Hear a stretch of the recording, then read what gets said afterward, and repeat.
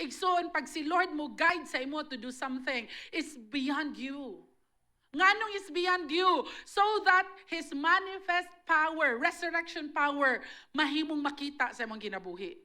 Kay kung ato-ato lang, kaya lang nato, gamitan ra nag-logic, pagka-bright, o pagkakugihan. Pero beyond sa pagkakugihan, beyond sa pagka-bright, beyond sa imong nahuman, na ay mga ipabuhat si Lord sa imuha beyond that, so that you will allow Him nga ang resurrection power magmanifest sa imong kinabuhi. Igsoon, sa panahon nga lisod, dira nimo makita ang gahom sa Dios. One of the hardest things nga makita nako is not raising money, is not even kanang naakay dagko nga baryonon nga kinahanglan, no, is not. The most challenging that I need the resurrection power of God is my marriage and being a parent. That's the hardest for me. That I need the resurrection power of God. How to stay married and how to raise up our children. Because it's easy to give up in marriage when things are hard and things are tough. It's so easy to just buwi ba? Because, I am suffering already. Ano na? What if moingon si Lord, ang imong bana mo'y muhasa sa imong karakter. Ang imong asawa mo'y muhasa sa imong karakter. Basta wala lay, amen? Parenting is very hard.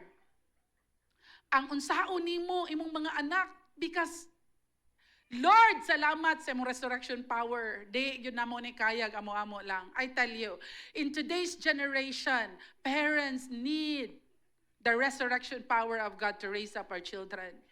Our Christianity is based on an event that has been written by history. Wala ta nahimong Christian tungod kay nituo lang ko sa gisulat sa Bible. Nituo lang ko sa giingon sa akong mama magpapa. Maong na Christian ko tungod kay ingon akong lola. Maong na Christian ka because naka-encounter ka ni Jesus Christ. Nasabtan nimo nga ang iyang pagkabanhaw nahitabo to 2,000 years ago, nahitabo pod sa imong kinabuhi. Nga ikaw nga mura nagpatay, walay pag-asa, gi-reject sa uban, failure after failure ang nahitabo sa imoa, pero nasabtan nimo ang gugma sa Dios ug ang kaya buhaton sa Dios, because the same power that raised Jesus from the dead is in you. Igsoon, asa unsay gibuhat nimo karon because you think and you feel like you don't deserve to serve God again.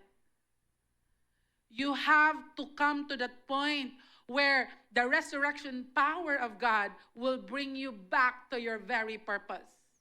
Kini akong gusto. Gusto ba yun na ni Lord?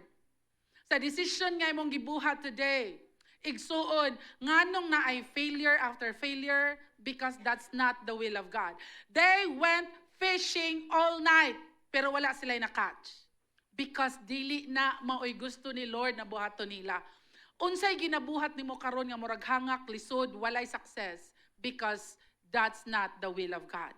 You have to seek God and allow the resurrection power of God to manifest in your life to bring you back to your very purpose.